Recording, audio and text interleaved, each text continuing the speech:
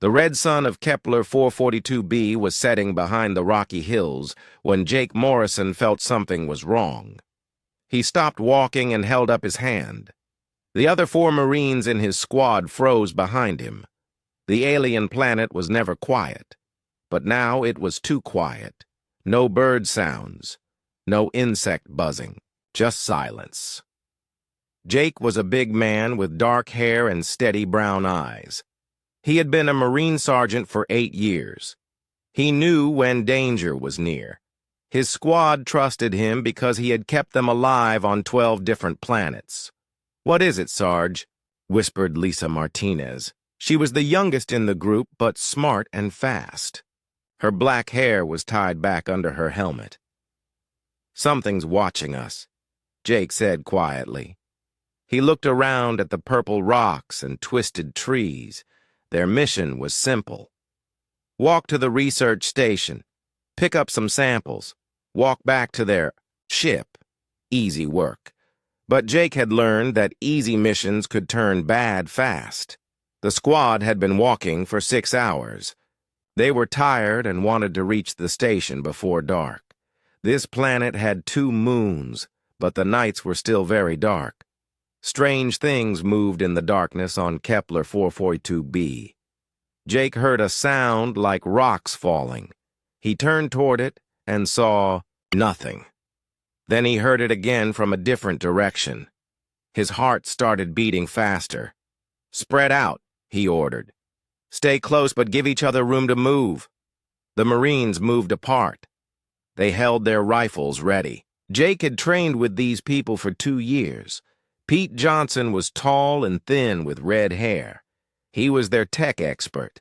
Danny Walsh was short and strong. He carried the heavy weapons. Lisa was their medic and the best shot in the group. A shadow moved between the trees. It was huge and black. Jake caught just a glimpse before it disappeared. "Did you see that?" Pete asked. His voice was shaky. "Yeah," Jake said. "Everyone stay calm. Back-to-back formation." They formed a circle with their backs together. This way they could see in all directions. Jake's hands were sweating inside his gloves.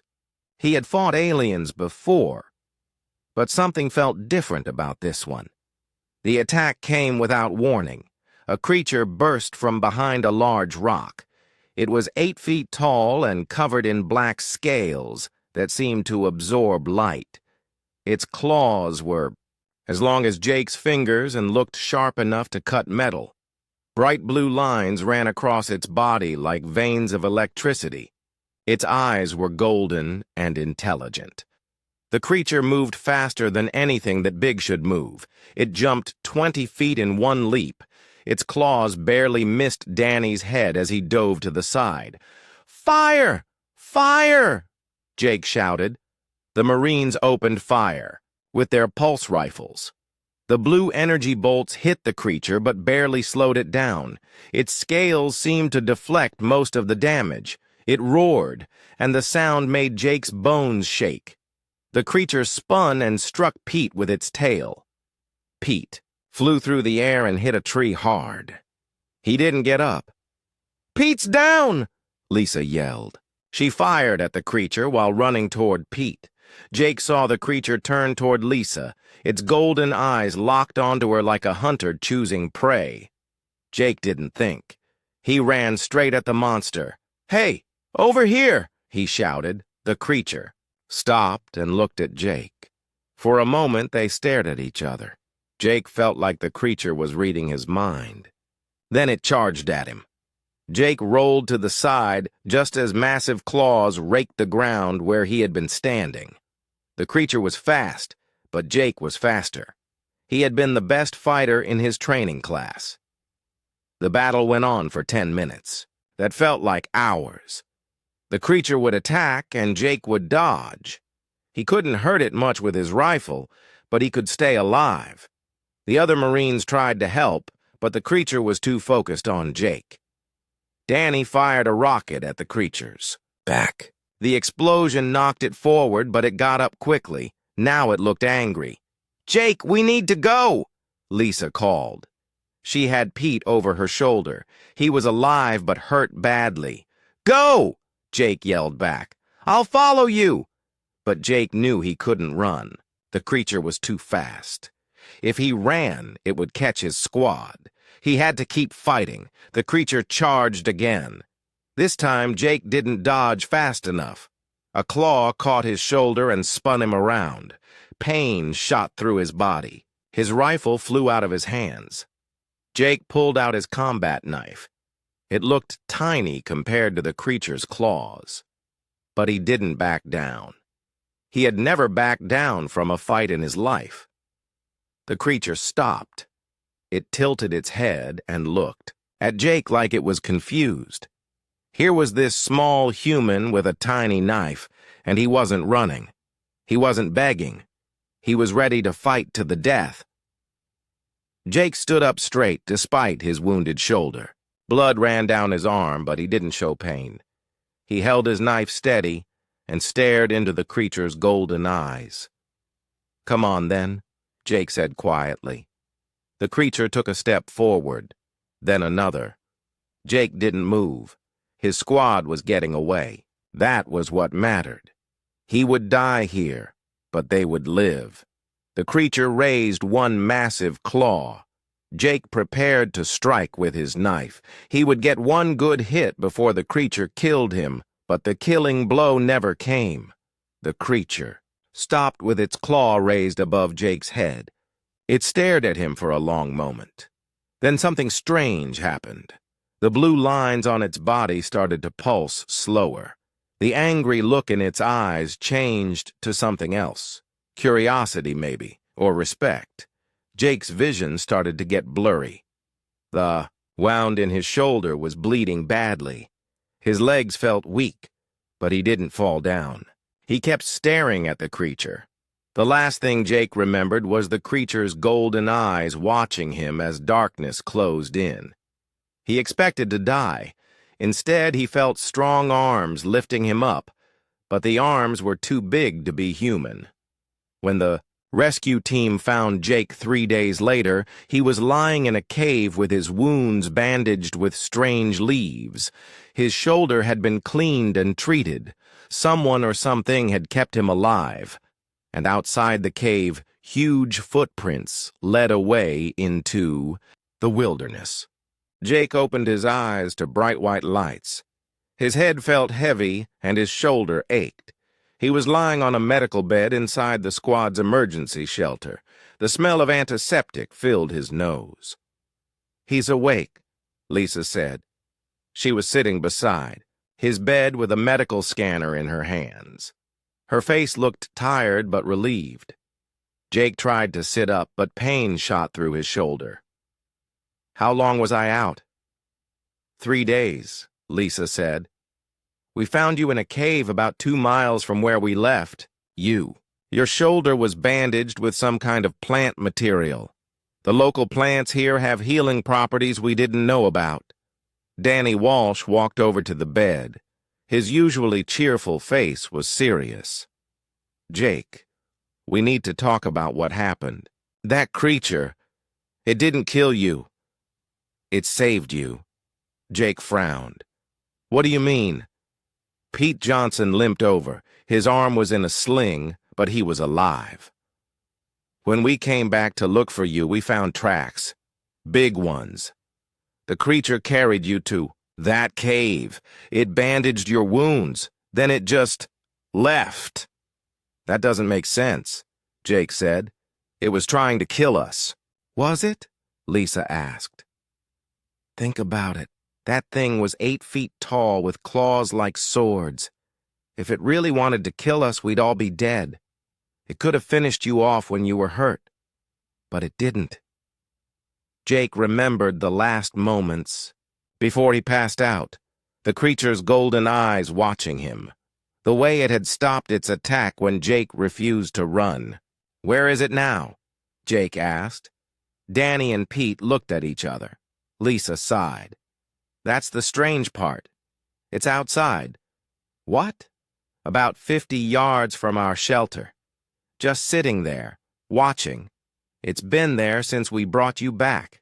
Jake struggled to his feet despite the pain. He walked to the shelter's small window and looked out.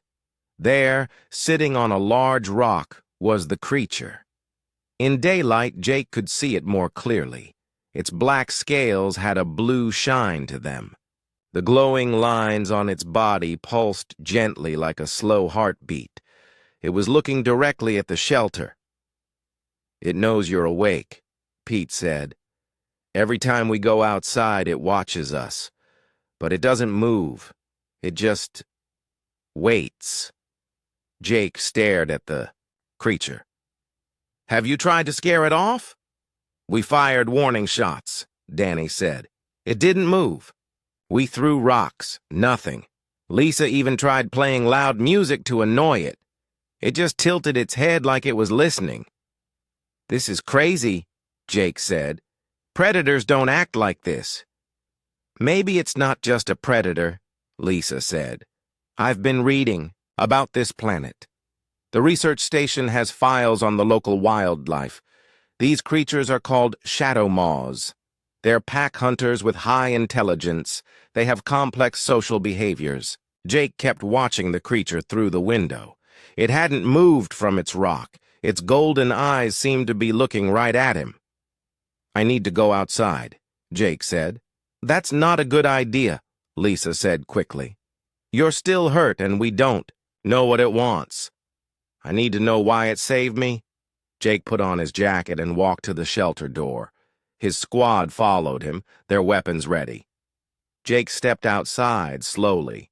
The creature's head turned to follow his movement, but it didn't stand up. Jake took a few steps toward the creature. It watched him, but stayed still. Jake could see intelligence in its eyes. This wasn't just an animal acting on instinct. It was thinking. "Easy," Jake said softly. He didn't know if the creature could understand him, but his tone might mean something.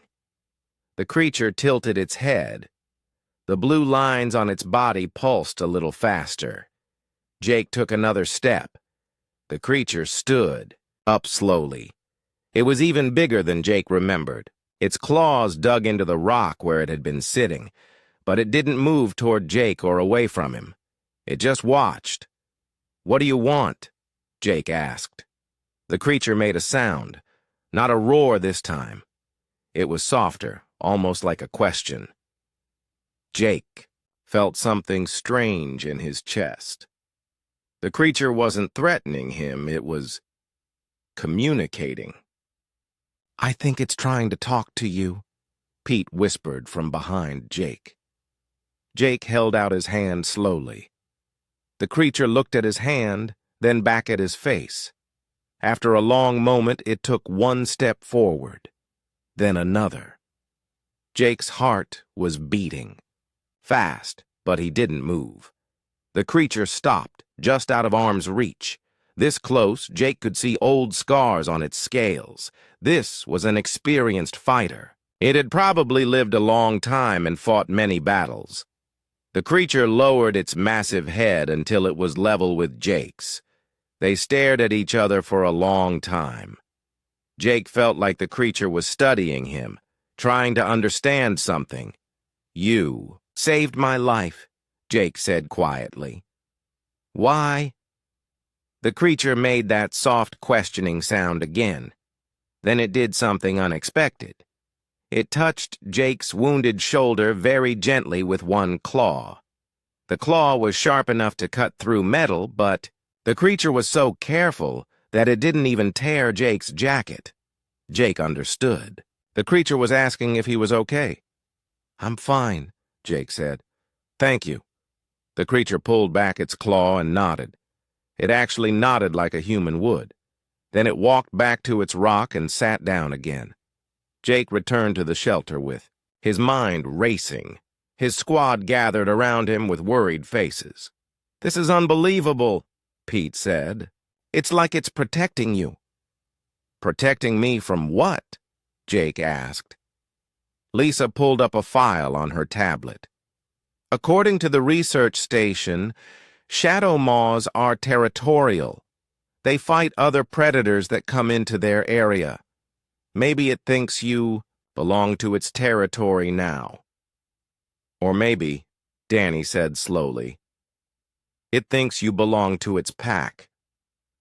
They all looked at Danny. The idea seemed crazy, but it made sense. The creature had seen Jake refuse to back down in a fight. In its mind, maybe that made Jake worthy of respect. "What do we do now?" Pete asked. Jake looked out the window again. The creature was still there, still watching. "We continue our mission. If it wants to follow us, let it follow. But nobody shoots at it unless it attacks first." "Jake," Lisa said, "this could be dangerous. We don't understand this thing." "I know," Jake said, "but it saved my life. I owe it the benefit of the doubt." As the sun set on Kepler 442b, Jake watched the creature settle down for the night. Its golden eyes reflected the light from the shelter's windows. Tomorrow they would continue to the research station, and Jake had a feeling their strange guardian would be coming with them. He just hoped he was making the right choice.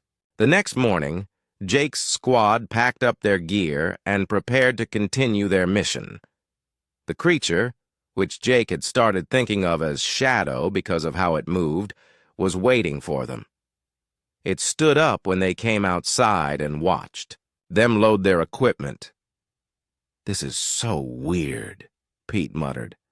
"It's like having a giant pet." "Don't call it a pet," Jake said. "It's a free creature making its own choice." They started walking toward the research station. Shadow followed them, staying about 30 yards behind. It moved silently through the rocks and trees. Sometimes Jake would look back and not see it at all. Then it would appear again in a different spot. Lisa was nervous. She kept checking her rifle and looking over her shoulder. "How do we know it won't change its mind and attack us?" "We don't," Jake said. "But life is full of risks." Danny was more relaxed about their follower. "Actually, I think it's kind of cool. When do humans ever get to travel with an alien predator?" The landscape of Kepler 442b was beautiful but dangerous. Purple rocks jutted up from the ground like broken teeth. Strange trees with silver leaves grew in twisted shapes. The air was thick and humid. Poisonous plants grew everywhere, and the squad had to be careful what they touched. After 2 hours of walking, Shadow did something unexpected. It moved ahead of the group and stopped. It was looking at something the humans couldn't see yet. "What's it doing?" Pete asked. Shadow turned back toward them and made a low rumbling sound. Then it moved to block their path. "I think it's trying to warn us about something," Jake said. They moved forward carefully. Shadow stepped aside to let them pass, but it stayed close to Jake. As they climbed over a small hill, they saw what Shadow had detected. A pool of bright green liquid bubbled in a depression between the rocks. The area around it was completely dead. No plants, no insects, nothing. "Acid pool," Lisa said, reading her scanner. "The fumes would have burned our lungs if we'd walked into it." Jake looked at Shadow. "You saved us again." Shadow made that soft, questioning sound. Jake was starting to recognize it as the creature's way of expressing concern. They went around the acid pool and continued their journey. Shadow resumed its position behind them, but now the squad felt differently about their follower. It wasn't just tagging along, it was helping them. An hour later, Shadow proved its value again. The squad was walking through a narrow canyon when Shadow suddenly moved in front of Jake.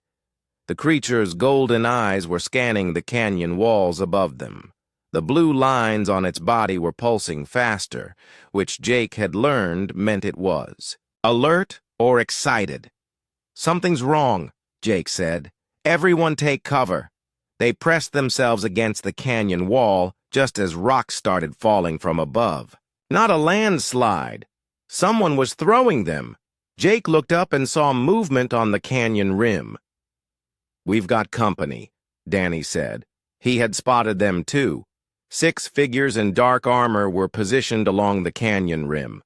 They carried weapons that looked like modified human rifles. Pirates or mercenaries, Jake guessed.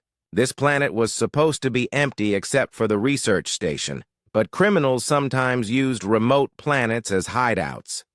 "Humans down there," one of the figures shouted. "Drop your weapons and surrender your equipment." Jake's squad looked at each other. They were outnumbered and in a bad position. The mercenaries had the high ground and could shoot down at them easily. "What do we do, Sarge?" Lisa asked quietly. Before Jake could answer, Shadow acted. The creature let out a roar that echoed through the canyon like thunder. The sound was so loud and scary that one of the mercenaries stumbled backward. "What the hell was that?" another mercenary yelled. Shadow leaped up the canyon wall with incredible speed and agility. Its claws found holds in the rock that looked impossible to use. In seconds, it had climbed 30 feet.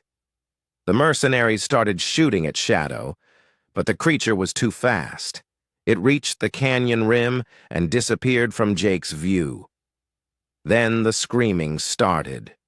Jake heard the sounds of a fight above them. Weapon fire, shouting, the terrible sound of Shadow's claws hitting armor. Then silence. Shadow appeared at the canyon rim and looked down at Jake. It made a sound that almost seemed like a question. "Are you okay?" "We're fine," Jake called up. "Thank you." Shadow came back down the canyon wall and rejoined the group. There was no blood on its claws, but Jake noticed scratches on the creature's scales where bullets had hit it. "Is it hurt?" Lisa asked. She was already pulling out her medical kit. Jake approached Shadow carefully. "Are you injured?" Shadow lowered its head so Jake could examine the scratches. They were shallow. The creature's scales were incredibly tough. Jake gently touched one of the wounds. Shadow held very still and let him check. "You'll be fine," Jake said. "But thank you for protecting us." Shadow nodded and stepped back. The squad continued through the canyon. When they reached the top, they found the mercenaries' camp. The 6 criminals were tied up with their own rope, unconscious but alive. Their weapons were broken, but they were breathing. "It didn't kill them," Pete said, surprised. "Shadow's not a mindless killer," Jake said. "It only uses as much force as needed." They left the mercenaries for the authorities to find later and continued toward the research station. But word of their encounter spread quickly. Pirates and criminals on Kepler 442b started talking about the human squad that traveled with a monster. Most of the planet's dangerous wildlife began avoiding them too. Animals that would normally attack humans took one look at Shadow and decided to hunt somewhere else. Shadow's presence made their journey much safer. As they made camp that evening, Jake watched Shadow settle down nearby. The creature always positioned itself where it could watch the surrounding area for threats. It was like having the galaxy's best guard dog. "I've been thinking," Lisa said as she prepared their evening meal. "Shadow chose to help us. That shows intelligence and judgment, maybe even emotion." "What kind of emotion?" Danny asked. "Loyalty," Jake said.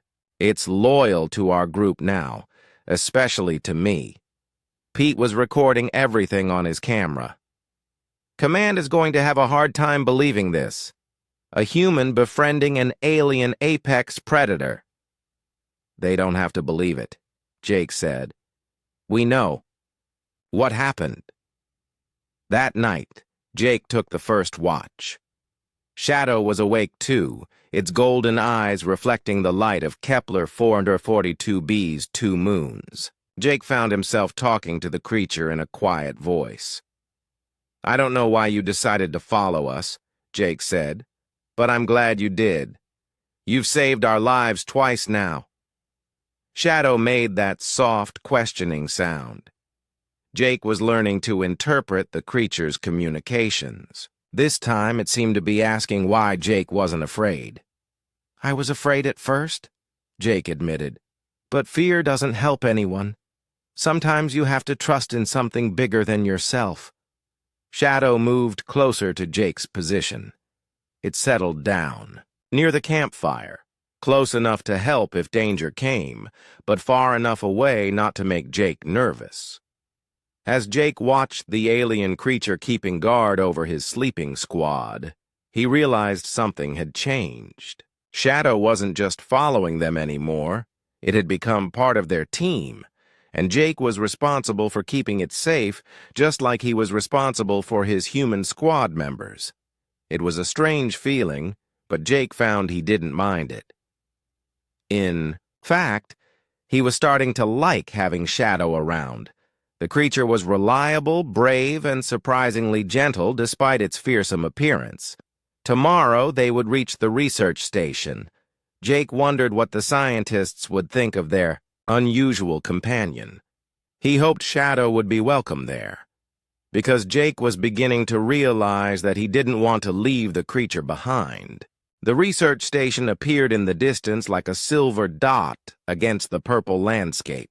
It was built into the side of a mountain for protection from the planet's strong winds. Solar panels covered the roof, and communication towers reached toward the red sky. Shadow stopped walking when it saw the station. The creature tilted its head and made a low, rumbling sound. Its golden eyes studied the unfamiliar building. "It's okay," Jake said to Shadow. "Those are friends." Shadow looked at Jake, then back at the station. After a moment, it continued walking but stayed closer to the squad than usual. Jake could tell the creature was being cautious around the new location. Dr. Amy Carter met them at the station's entrance. She was a woman in her 40s with gray hair and bright blue eyes. Her lab coat was covered with pockets full of scientific instruments. When she saw Shadow, her mouth dropped open. "My goodness," she said. "The reports were true. You actually have a Shadow Maw traveling with you." "This is Shadow," Jake said. "Shadow, this is Dr. Carter. She's a friend." Shadow studied the scientist carefully. Dr. Carter held very still and let the creature look at her. After a few seconds, Shadow made a soft sound that Jake had learned meant acceptance. "Incredible," Dr. Carter said. "I've been studying Shadow Maws for 3 years, and I've never seen one behave like this. May I scan it?" Jake looked at Shadow. "She wants to examine you. Is that okay?" Shadow tilted its head, considering. Then it stepped forward and lowered its head toward Dr. Carter. The scientist slowly pulled out a handheld scanner and passed it over Shadow's body. The creature held perfectly still during the examination. "Fascinating," Dr. Carter said, reading the scanner's display. "Its brain activity is much higher than normal for a Shadow Maw. The neural pathways associated with social bonding are extremely active. This creature has formed a genuine emotional attachment." "To me?" Jake asked. "Specifically to you, yes. But also to your group as a whole. In its mind, you've become part of its pack structure." They entered the research station with Shadow following behind. The other scientists stared in amazement as the huge predator walked calmly through their facility. Shadow stayed close to Jake and watched everything with alert eyes. Dr. Carter led them to her laboratory. The walls were covered with screens showing data about the planet's wildlife. She pulled up a file on Shadow Maws and began explaining what she had learned. "Shadow Maws are apex predators, but they're also highly social," she said. "They live in family groups, and have complex relationships with each other. They care for their young for several years and mourn their dead. Lisa looked at Shadow, who was lying on the floor near Jake's chair. So they have emotions? Oh, yes. Love, grief, anger, joy, they're quite sophisticated emotionally. What makes Jake's situation unique is that shadow moths normally only bond with their own species. What changed? Jake asked. Dr. Carter pulled up brain scans on her screen. When you refused to run during your first encounter, you triggered something. In Shadow's psychology, shadow moths respect courage above all else. In their culture, a creature that stands and fights despite being outmatched is worthy of the highest honor. Pete was filming everything with his camera. So Shadow thinks Jake is brave? More than that.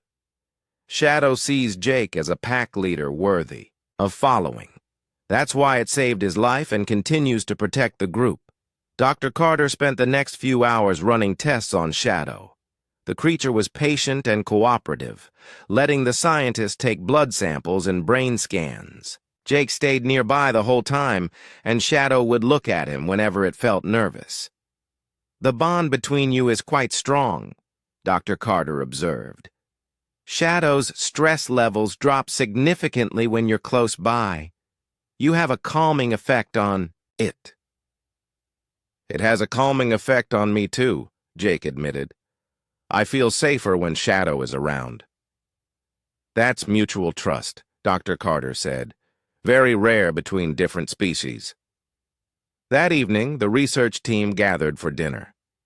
Shadow lay beside Jake's chair and accepted small pieces of food from him.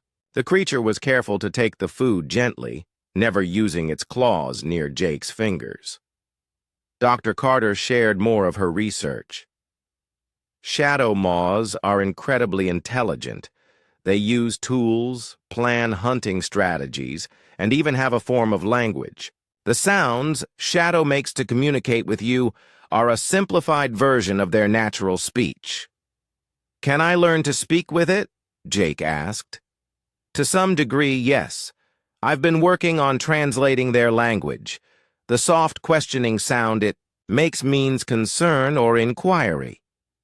The rumbling sound indicates alertness or warning, and there's a purring sound that means contentment or happiness. As if responding to the conversation, Shadow made the purring sound. Everyone at the table smiled. It understands more than we thought, Danny said. Oh, it understands quite a lot, Dr. Carter said. I believe Shadow has been learning human language by listening to you.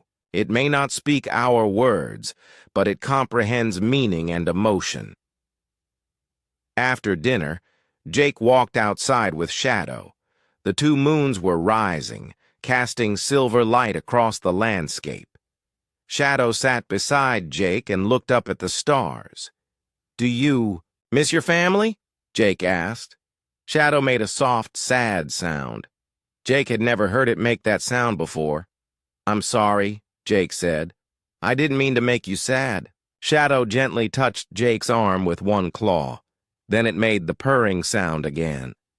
Dr. Carter joined them outside. I've been analyzing Shadow's behavior patterns. It's not just following you anymore. It's actively trying to communicate with you and learn from you. Learn what?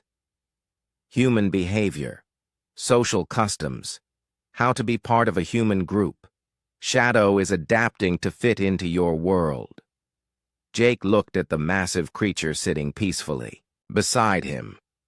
It was hard to believe that something so powerful was working so hard to understand him.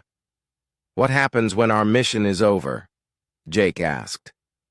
When we have to leave the planet? Dr. Carter was quiet for a moment. That's a good question. Shadow moths are very attached to their territory. But Shadow's attachment to you might be stronger than its attachment to this place. You think it would want to come with us? I think Shadow would follow you anywhere. The question is whether your military would allow it. Jake hadn't thought about that. What would happen when they returned to the main base? Would Command understand the bond he had formed with Shadow? Or would they see the creature as a dangerous animal that needed to be contained?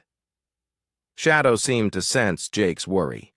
It moved closer and made the soft questioning sound. "I don't know what's going to happen," Jake said honestly, "but I promise I'll try to keep us together." Shadow touched Jake's hand gently with its nose.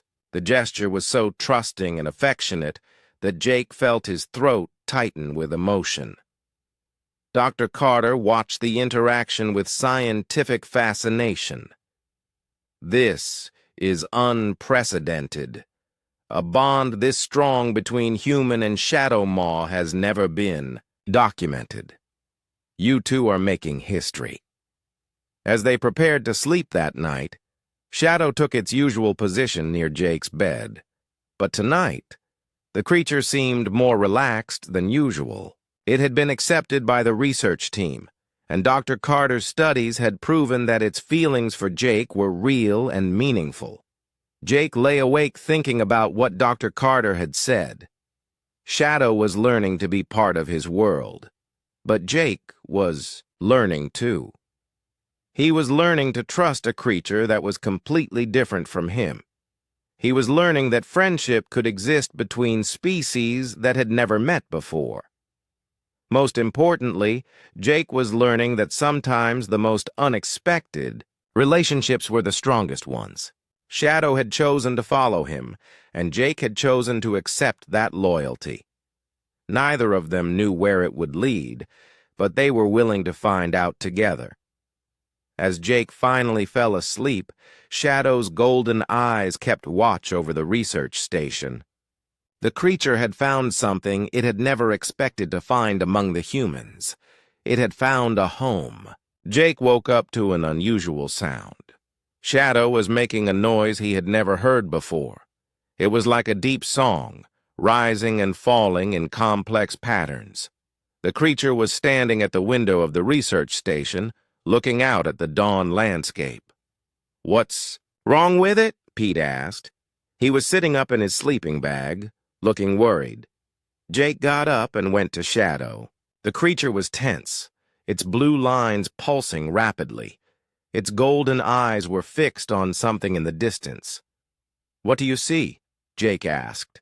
Shadow looked at him and made the warning rumble. Then it returned to watching the horizon. Dr. Carter came running into the room with her scanner in her hands.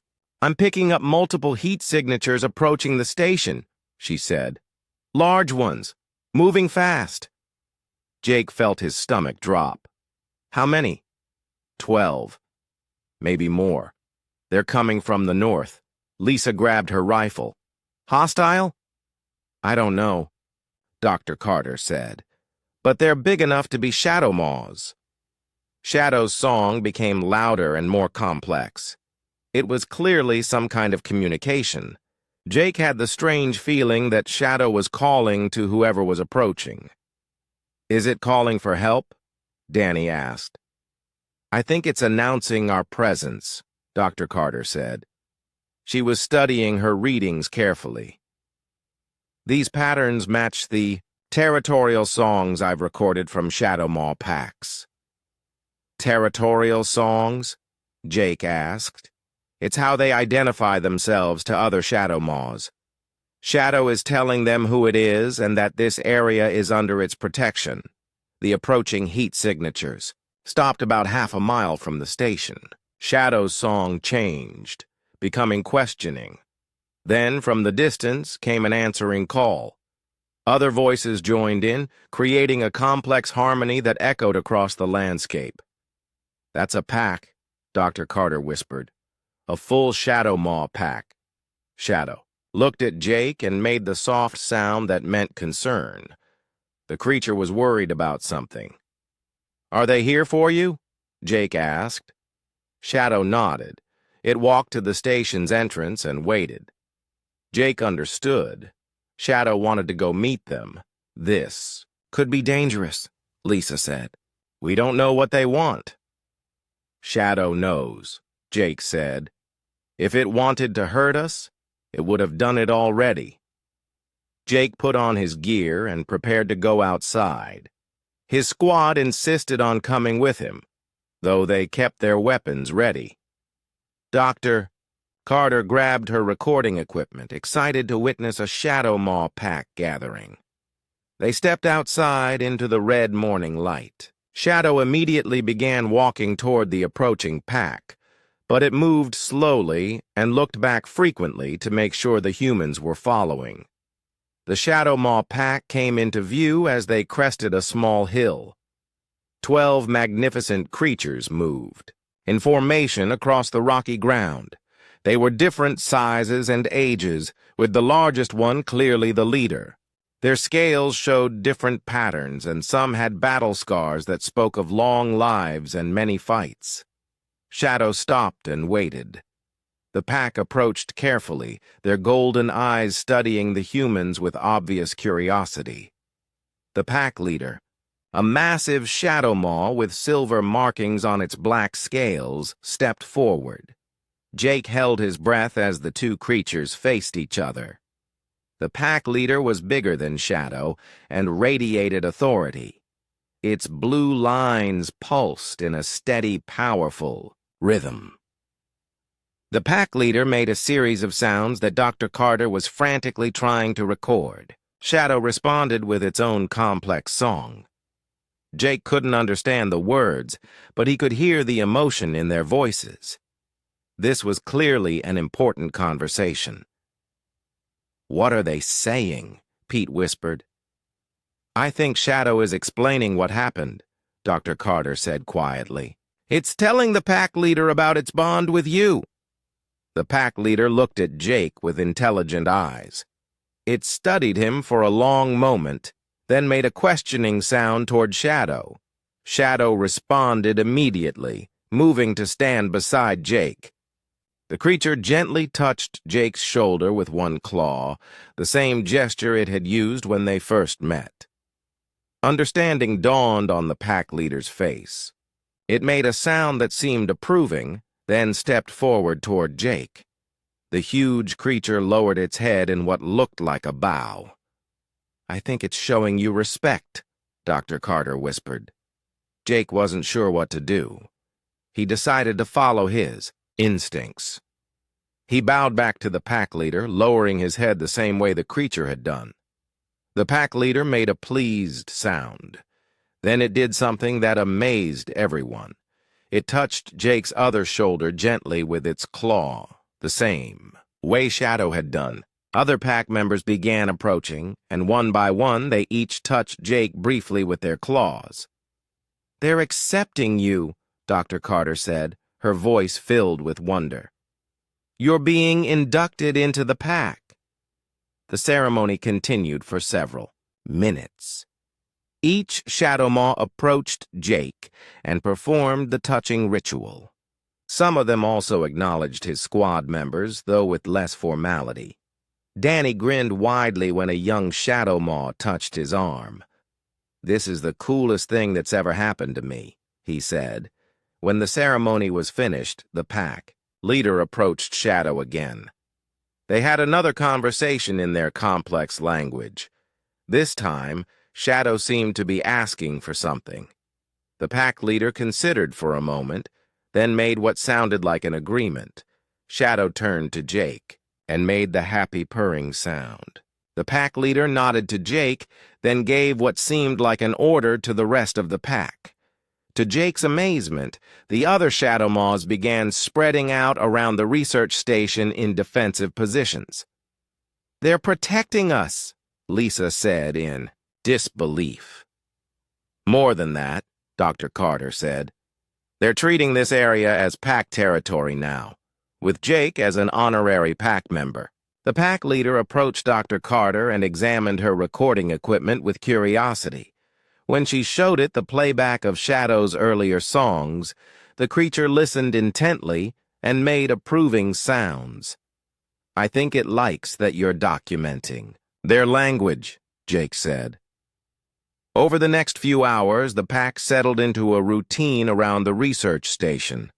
Some of them went hunting and returned with fresh food, which they shared with Shadow. Others kept watch for threats. The young ones played together, tumbling and mock-fighting in ways that reminded Jake of puppies. Shadow stayed close to Jake, but it was clearly happier now that its pack was nearby.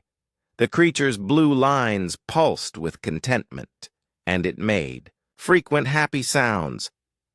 "This changes everything," Dr. Carter said as she analyzed her recordings. "A human being accepted into a Shadowmaw pack is unprecedented. The scientific implications are enormous." "What about the military implications?" Lisa asked. "We're supposed to report back to command soon." Jake looked at the pack of powerful predators that had apparently decided to adopt him and his squad. Each Shadowmaw was a formidable fighter, capable of taking on multiple human soldiers. Together, they were a force that could probably defeat a small army. "We'll cross that bridge when we come to it," Jake said. That evening, the pack gathered in a circle around a large fire that the research team had built. The Shadowmaws took turns singing, their voices creating haunting melodies that echoed across the landscape. Shadow translated some of the songs for Jake through gestures and sounds. "They're singing about their hunts," Jake told the others. "Their families. Their territory. It's like they're sharing their history." When it was Shadow's turn to sing, the creature looked at Jake. Then it began a new song. Unlike any of the others, Jake couldn't understand the words, but he could feel the emotion in Shadow's voice. The creature was singing about their friendship. The other pack members listened intently to Shadow's song. When it finished, they all looked at Jake with what seemed like approval. The pack leader made a sound that Dr. Carter said meant, "Well done." "Shadow just told your story to the pack," Dr. Carter explained. "How you refused to run, how you showed courage and honor, how you became worthy of respect." Jake felt overwhelmed by the acceptance he was receiving from these incredible creatures. He had never expected to find friendship among the stars, especially not with beings so different from humans. As the night wore on, pack members began settling down to sleep. But they didn't sleep separately. They curled up together in family, groups, sharing warmth and comfort. Shadow looked at Jake questioningly. "You want me to sleep with the pack?" Jake asked. Shadow nodded and made an encouraging sound. After a moment's hesitation, Jake lay down beside Shadow. The creature curled around him protectively, and soon other pack members had moved closer, creating a warm circle of living protection around the humans. Jake lay awake for a while, listening to the breathing of a dozen alien predators around. He should have been terrified. Instead, he felt safer than he had ever felt in his life. These creatures had chosen to protect him, and he trusted them completely. As he finally drifted off to sleep, Jake realized that his mission had changed. He wasn't just exploring an alien planet anymore. He was building a bridge between two species. And tomorrow he would have to figure out how to make that bridge strong enough to last. Jake was awakened by the sound of military shuttles approaching the research station. The deep roar of engines echoed across the landscape, and he could see 3 large ships descending through the red sky. Shadow and the pack were already alert, their blue lines pulsing with warning colors. "That's a full military transport," Pete said, looking through binoculars. "Looks like Command decided to check on us." Dr. Carter ran out of the research station with her scanner. "I'm reading 60 human life signs. They're heavily armed." The pack leader approached Jake and made a questioning sound. The massive creature was clearly asking if these new arrivals were friends or enemies. "I don't know yet," Jake said honestly. Shadow moved to stand beside Jake, and the rest of the pack began forming a protective circle around the research station. They weren't being aggressive, but they were ready for trouble. The shuttles landed in a cloud of dust about 200 yards from the station. Soldiers in full combat armor began pouring out, setting up a perimeter and pointing weapons at the shadow maws. Jake could see that they were scared. Facing a pack of alien apex predators would frighten anyone. A tall man in an officer's uniform walked forward, flanked by 2 bodyguards. Jake recognized him immediately. Colonel Steve Murphy, known throughout the military as a hard man who followed orders without question. Murphy had never liked Jake's unconventional methods. "Sergeant Morrison," Murphy called out, "step away from those creatures immediately. We're here to contain the situation." Jake didn't move. "There's no situation to contain, sir.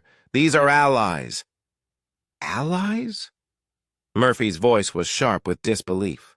"Those are dangerous predators, Sergeant. We've come to capture them for study." The pack leader understood the tone, even if it couldn't understand the words. It let out a low growl that made several soldiers step backward. Shadow responded with its own warning sound. "Sir, these creatures saved our lives," Jake said. "They're intelligent beings with their own culture. They're not animals to be captured." Murphy gestured to his soldiers. "Prepare tranquilizer weapons. We're taking the specimens back to the main base." "I can't let you do that," Jake said firmly. "You can't let me?" Murphy's face turned red with anger. "Sergeant, you're speaking to a superior officer. Stand down immediately." Jake looked at Shadow, who was watching the exchange with obvious concern. The creature could sense the tension even if it didn't understand all the words.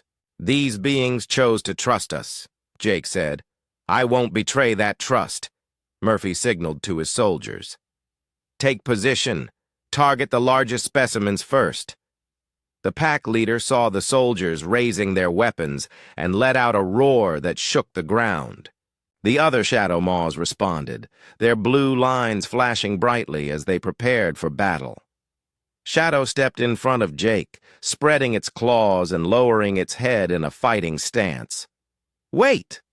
Dr. Carter ran between the 2 groups, her hands raised. "Everyone stop! You don't understand what you're doing!" "Dr. Carter, stand aside," Murphy ordered. "These creatures are military assets now." "They're not assets, they're people," Dr. Carter shouted. "They have families, emotions, a complex society. What you're planning is kidnapping." Jake could see that the situation was about to explode into violence. The Shadow Maws were ready to fight to protect their pack member. The soldiers were scared and following orders. Someone was going to get hurt. "Colonel Murphy," Jake said loudly, "I challenge you to single combat." Everyone stopped and stared at Jake. Murphy looked confused. "What did you say?" "Single combat. 1-on-1. No weapons. If I win, you leave the pack alone. If you win, I'll order them to surrender peacefully." "That's ridiculous," Murphy said. "I'm not going to fight you." Shadow made a sound that Jake had learned meant understanding. The creature had figured out what Jake was trying to do. It touched Jake's shoulder gently with one claw, a gesture of support. "You're afraid to fight me fairly," Jake said, loud, enough for all the soldiers to hear. "You'd rather shoot unarmed creatures than face one Marine in honest combat." Murphy's face got even redder. Jake knew he was pushing the colonel's pride, but it was the only way to prevent a massacre. "Fine," Murphy said finally. "But when I beat you, Sergeant, you're facing court-martial for insubordination." The 2 groups backed away to create a fighting space. Jake removed his weapons and gear, keeping only his combat knife. Murphy did the same. The pack watched with intense interest. Dr. Carter explained to them what was happening. "They understand," she told Jake. "The pack leader says this is honorable combat. They'll respect the outcome." Jake and Murphy circled each other in the improvised fighting ring. Murphy was bigger and older, but Jake was faster and more experienced in hand-to-hand combat. The colonel threw the first punch, a heavy right cross that Jake barely dodged. The fight was brutal and lasted for several minutes. Murphy was strong and determined, landing several solid hits that left Jake bleeding. But Jake's training and determination kept him going. Shadow and the pack watched silently, their golden eyes, following every move. Finally, Jake saw his opening. Murphy overextended on a punch, and Jake slipped inside his guard. A quick combination of strikes sent Murphy to the ground, gasping for breath. "Do you yield?" Jake asked, standing over the fallen colonel. Murphy looked up at Jake, then at the watching shadow maws. "I yield," he said quietly. Jake helped Murphy to his feet. The colonel was hurt but not seriously injured. "A deal is a deal," Murphy said. "But this isn't over, Morrison. Command will hear about this." "I'm counting on it," Jake said. As Murphy's forces prepared to leave, the colonel pulled Jake aside for a private conversation. "You realize what you've done?" Murphy said. "You've chosen aliens over your own species." "I've chosen right over wrong," Jake replied. "These creatures aren't our enemies. They could be our greatest allies if we treat them with respect. Command won't see it that way. Then Command will have to change their perspective." Murphy shook his head. "You're throwing away your career for monsters." Jake looked at Shadow, who was being examined by Dr. Carter for any injuries from the tense confrontation. The creature had been ready to fight an entire platoon of soldiers to protect Jake. "They're not monsters," Jake said. "They're better friends than most humans I've known." After Murphy's forces left, the pack gradually relaxed. The pack leader approached Jake and made a sound that Dr. Carter translated as respect and approval. "It's thanking you for protecting the pack," she explained. "And it's saying that you fought with honor." Shadow came to Jake and gently touched his bruised face with one claw. The creature made worried sounds as it examined Jake's injuries. "I'm okay," Jake assured it. "Just a few bruises." That evening, as Jake sat with ice on his swollen jaw, Lisa approached him with a concerned expression. "Jake, Murphy wasn't kidding about Command. When they hear about this, they're going to come back. With more soldiers. Maybe a whole battalion." "I know," Jake said. "But maybe by then we'll have figured out a better solution." Dr. Carter was working frantically at her computer, compiling all her research on the shadow maws. "I'm sending everything to every scientific institution I can think of," she said. "If this becomes public knowledge, it'll be harder for the military to treat them as simple animals." Shadow lay down beside Jake's chair and made the purring sound that meant contentment. Despite the danger they all faced, the creature seemed happy. It had its pack, it had Jake, and it had been proven that Jake would fight for its safety. Jake petted Shadow's scaled head gently. "We're in this together now, aren't we?" Shadow made an agreeing sound and settled down for the night. Tomorrow would bring new challenges, but tonight they were safe. The pack was united, and they had allies among the humans. Jake just hoped it would be enough when Command decided to return with greater force. Because he knew Murphy was right about one thing. This wasn't over. It was just beginning. 3 days after Colonel Murphy's departure, the weather on Kepler 442b took a dangerous turn. Dr. Carter's instruments showed a massive storm system approaching from the south. The winds were already picking up, and dark clouds blocked out the red sun. "This is going to be bad," Dr. Carter said, studying her readings. "Category 5 storm. Winds up to 200 miles per hour. The research station won't survive it. Jake looked outside at the approaching wall of darkness. Lightning flickered inside the clouds like angry spirits. The pack was already showing signs of agitation, their blue lines pulsing rapidly as they sensed the coming danger. "How long do we have?" Lisa asked. 6 hours. Maybe less, Dr. Carter said. "We need to evacuate to the emergency bunker system in the mountains." "How far is that?" Jake asked. 15 miles through rough terrain. It'll be dangerous even without the storm." Jake went outside to check on Shadow and the pack. The creatures were gathered around their leader, making urgent sounds in their complex language. When Shadow saw Jake, it approached quickly and made the warning rumble. "I know," Jake said. "Big storm coming. We have to leave." Shadow tilted its head, then ran to the pack leader.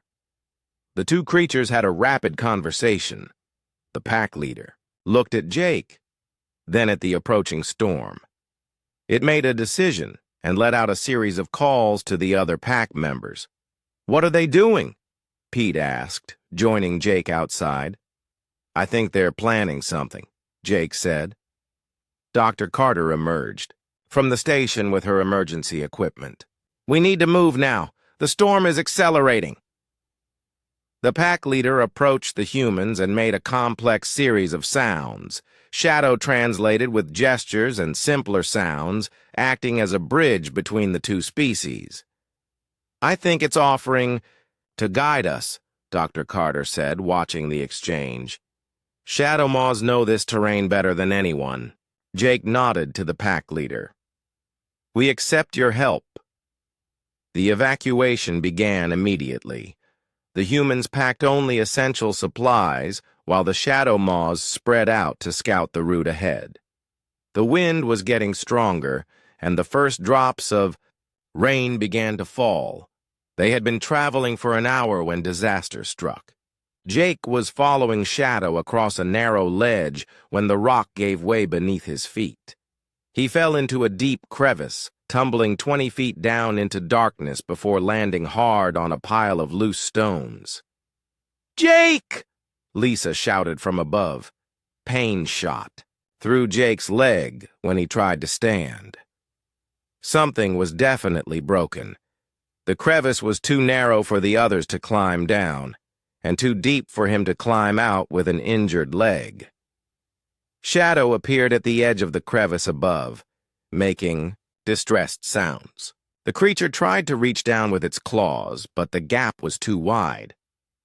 "I'm okay," Jake called up, though he wasn't sure that was true. "Keep going. Get to the bunker." Shadow made a sound that Jake had never heard before. It was desperate and refusing. The creature disappeared from view for a moment, then returned with the pack leader. The two Shadow Maws had an urgent conversation. "Jake, the storm is getting worse," Danny shouted down. "We have to keep moving." "Go!" Jake yelled back. "I'll find another way out." But Shadow wasn't leaving. The creature let out a howl that echoed through the crevice. It was a sound of determination and loyalty. Then Shadow did something that amazed everyone watching. The creature squeezed itself into the narrow crevice, using its claws to find holds in the rock wall. It was a tight fit for something so large, but Shadow forced its way down, scraping its scales against the stone walls. "Shadow, no!" Jake called. "You'll get stuck." But Shadow continued descending until it reached the bottom of the crevice. The creature's scales were scratched and bleeding from the rough stone, but it had made it. Shadow approached Jake and gently examined his injured leg with its claws. "I think it's broken," Jake said. "I can't climb out." Shadow made a thoughtful sound, then began exploring the crevice. The creature's golden eyes could see better in the darkness than Jake's human vision. After a few minutes, Shadow returned and made excited sounds. "You found something?" Shadow nodded and carefully picked Jake up in its powerful arms. The creature carried him deeper into the crevice, moving through passages that Jake couldn't even see. Shadow's natural echolocation abilities guided them through the underground maze. They traveled through the cave system for what felt like hours. Shadow was incredibly gentle despite its size and strength, never jarring Jake's injured leg. The creature would stop frequently to check on Jake and make sure he was comfortable. "Where are we going?" Jake asked during one of their rest stops. Shadow made a sound that meant safe place and continued walking. Jake trusted the creature completely. If Shadow said they were going to safety, then that's where they were going. Finally, they emerged from the caves into daylight. They were on the mountainside near the emergency bunker. Jake could see the research team and the rest of the pack huddled around the bunker entrance, waiting out the storm. Shadow carried Jake to the bunker just as the worst of the storm hit. The wind was howling like a living thing, and rain fell in sheets that made it hard to see. Lightning struck the ground nearby, leaving the smell of ozone in the air. "Jake!" Dr. Carter ran to meet them. "We thought you were lost." "Shadow saved me," Jake said as the creature gently set him down inside the bunker. "It found a way through the cave system." Dr. Carter began examining Jake's leg while Lisa treated Shadow's scratches. The creature had suffered dozens of cuts from squeezing through the narrow crevice, but it seemed more concerned about Jake than its own injuries. "The leg is definitely broken," Dr. Carter said, "but it's a clean break. You'll be fine with proper treatment." Shadow lay down beside Jake's stretcher and made the worried, questioning sound. Jake reached out and touched the creature's head gently. "Thank you," Jake said. "You saved my life again." Shadow made the happy purring sound and settled down to keep watch over Jake. The creature's loyalty and determination had been proven beyond any doubt. The storm raged for 18 hours. During that time, Dr. Carter recorded everything on her equipment. She documented Shadow's rescue of Jake, the creature's navigation skills, and the way it had risked its own safety to save a human friend. "This is incredible footage," she said. "No one can watch this and claim that Shadow Maws are just animals.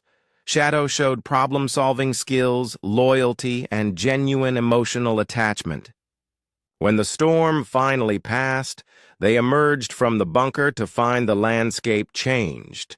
The research station had been completely destroyed by the wind and flooding, but everyone was alive, thanks to the pack's guidance and Shadow's heroic rescue. The pack leader approached Jake as he rested on his stretcher. The massive creature touched Jake's forehead gently with one claw, then made a sound that Dr. Carter said meant, "Brave pack member." "It's honoring you," she explained. "In Shadow Maw culture, risking your life for a pack member is the highest form of courage. But I didn't risk my life," Jake said. "Shadow did all the work." "You stayed calm and trusted Shadow completely," Dr. Carter said. "That took enormous courage. You put your life in the hands of an alien creature and never doubted its intentions." Shadow made a sound that seemed to agree with Dr. Carter's assessment.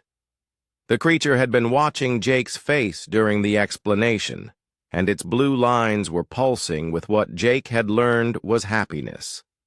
As they prepared to move to a new temporary camp, Jake realized that something fundamental had changed. The rescue had proven that the bond between him and Shadow went beyond simple friendship. They were truly partners now, willing to risk everything for each other. More importantly, Dr. Carter's recordings would show the galaxy that Shadow Maws were not monsters to be feared or captured. They were intelligent beings capable of love, loyalty, and heroic sacrifice. When Colonel Murphy returned with reinforcements, he would find a very different situation than the one he had left. He would find proof that humans and Shadow Maws could be more than allies. They could be family. Jake looked at Shadow, who was still keeping watch over him despite its own injuries. The creature had given everything to save one human friend. Now, Jake had to find a way to save Shadow and the entire pack from those who would treat them as weapons instead of people. The real test was just beginning. Colonel Murphy returned 2 weeks later with 3 full battalions and enough firepower to level a city. His ships darkened the sky as they descended toward the temporary camp that Jake's team had set up after the storm.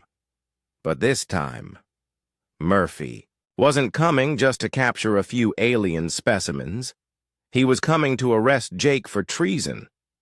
Jake was still recovering from his broken leg when the ships landed. Shadow sensed his tension and moved protectively closer, its blue lines pulsing, with alert colors. The pack had spread out around the camp in defensive positions, but they weren't hiding. They wanted the human soldiers to see them clearly.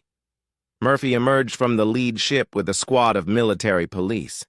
His face was grim as he approached Jake, who was sitting on a medical chair with his leg in a cast. "Sergeant Morrison," Murphy said formally.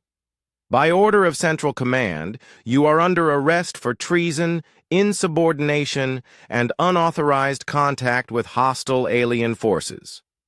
"These aren't hostile forces," Jake said calmly. "They're allies who have saved human lives repeatedly." "That's not for you to decide," Murphy replied. "Stand up and surrender yourself for arrest." Shadow stepped between Murphy and Jake, its golden eyes fixed on the colonel. The creature made a low warning sound that made several soldiers reach for their weapons. "Control your pet, Morrison," Murphy said, "or we'll control it for you." "Shadow isn't my pet," Jake said. "It's my partner, and it's protecting me because it knows you're here to harm me." Dr. Carter approached the group carrying a portable computer.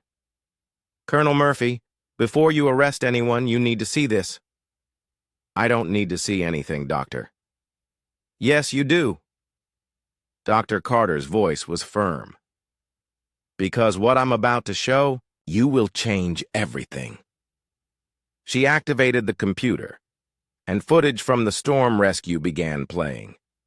The recording showed Shadow risking its life to save Jake, navigating through dangerous caves, and refusing to abandon its human friend despite the personal cost.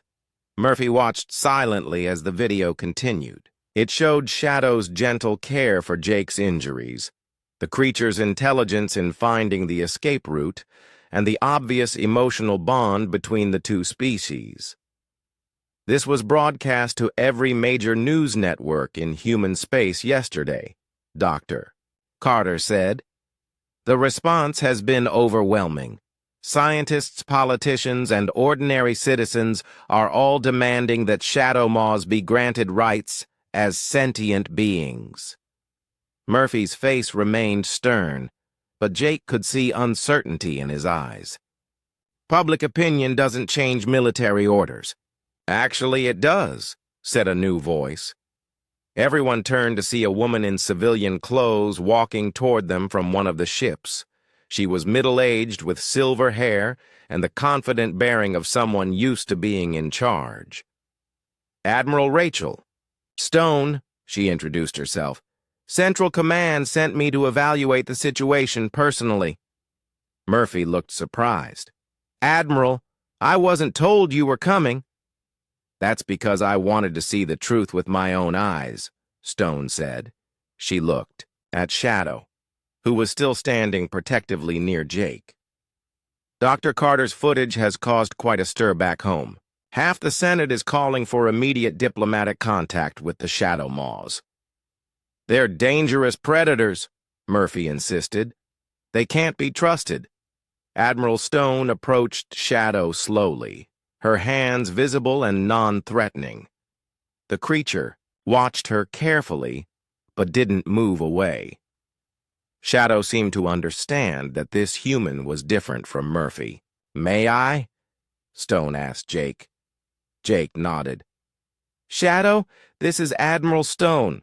She's a friend. Shadow tilted its head and studied the Admiral. After a moment, it made the soft, questioning sound that meant curiosity. I've been studying Dr. Carter's research, Stone said to Shadow, as if the creature could understand every word. You saved Sergeant Morrison's life multiple times. You showed loyalty, intelligence, and courage. Those are qualities we value in humans. Why shouldn't we value them in your species? Shadow made a pleased sound and took a step closer to the Admiral. The pack leader, who had been watching from a distance, approached the group and made a complex series of sounds. What is it saying? Stone asked. Dr. Carter checked her translation device. It's asking if you speak for all humans the way it speaks for all shadow maws. Tell it yes, Stone said. I have the authority to make decisions for humanity in this matter. Dr. Carter translated the response. The pack leader listened, then made what sounded like a formal speech. Other pack members gathered around, adding their voices to create a harmony that echoed across the landscape. They're singing about the bond between Shadow and Jake, Dr. Carter explained. They're saying that this friendship proves humans and Shadow Maws can live together in peace. Admiral Stone listened to the song with obvious emotion. When it ended, she turned to Murphy. Colonel, you're relieved of command. I'm taking personal control of this situation. Admiral, these creatures are intelligent beings who have shown nothing but friendship toward humans, Stone interrupted. And we're going to treat them with the respect they deserve. She turned to Jake. Sergeant Morrison, all charges against you are dropped. In fact, you're being promoted to lieutenant and given a new assignment. What assignment? Jake asked. You're going to establish the first human Shadow Maw cooperative unit. We want you to train other humans to work with Shadow Maws and help us set up diplomatic relations with their species. Shadow made excited sounds and touched Jake's shoulder gently. The creature seemed to understand that something good was happening. Over the next few hours, Admiral Stone met with the pack leader and other Shadow Maws, with Dr. Carter serving as translator. They discussed territory rights, trade possibilities, and mutual defense agreements. The Shadow Maws were eager to cooperate, seeing humans as potential allies rather than threats. They're offering to help us explore other planets, Dr. Carter explained after one long conversation. Shadow Maws have incredible survival skills and could guide human expeditions through dangerous terrain. What do they want in return? Stone asked. Respect, recognition as equals, and protection for their young and their territory. That seems reasonable, Stone said. Draw up a preliminary treaty. We'll take it back to Central Command for approval. As the negotiations continued, Jake spent time with Shadow and the pack. His leg was healing well, and he was able to walk short distances with crutches. Shadow stayed close by, helping him move around and making sure he didn't overexert himself. You know this changes everything, Jake said to Shadow as they sat together watching the sunset. We're not just friends anymore. We're pioneers. We're proving that different species can work together. Shadow made the purring sound and leaned against Jake gently. The creature's blue lines pulsed in slow, peaceful patterns. I never expected my life to turn out like this, Jake continued. When I first saw you, I thought you were going to kill me. Now I can't imagine life without you. Shadow made a sound that Dr. Carter had translated as forever friends. The creature understood more human language than anyone had realized. That evening, Admiral Stone called Jake aside for a private conversation. Lieutenant, I want you to understand what you've accomplished here. You've opened the door to the first peaceful relationship between humans and a truly alien species. This could change the course of human expansion into the galaxy. I just treated Shadow with respect, Jake said. Anyone could have done the same thing. But they didn't, Stone replied. You saw past the claws and fangs to the intelligence underneath. You chose trust over fear. That's rare, even among trained military personnel. Shadow chose first, Jake said. I just followed its lead, Stone smiled. That's exactly why you're the right person for this job. You understand that. Cooperation is a two-way street. A month later, Jake stood on the deck of a new space station orbiting Kepler 442b. The station was designed to accommodate both humans and Shadow Maws, with areas suited to each species' needs. Shadow was beside him, wearing a modified spacesuit that allowed the creature to move freely in the station's environment. Through the viewing port, they could see ships arriving from across human space. Scientists, diplomats, and military personnel were all coming to learn about the new alliance between humans and Shadow Maws. Some Shadow Maws had volunteered to travel to human worlds, while humans were establishing research outposts on Shadow Maw territory. Hard to believe it all started with a fight, Jake said to Shadow. Shadow made a sound that Dr. Carter had identified as laughter. The creature had developed quite a sense of humor about their first meeting. A young human technician approached them nervously. Lieutenant Morrison, I'm supposed to start training with the Shadow Maws tomorrow. Is it true they can sense danger from miles away?